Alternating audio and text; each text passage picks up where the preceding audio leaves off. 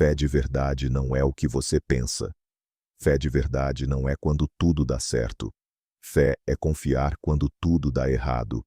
É fácil dizer, eu acredito em Deus quando tem dinheiro na conta, saúde perfeita e portas abertas. Ter fé é continuar acreditando, mesmo quando tudo ao seu redor manda você desistir. Fé não é sentimento, é decisão.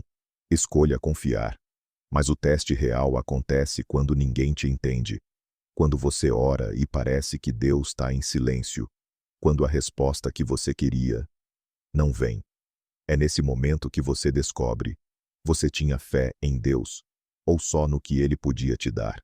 Ter fé é continuar acreditando, mesmo quando tudo ao seu redor manda você desistir. Fé não é sentimento, é decisão. Escolha confiar.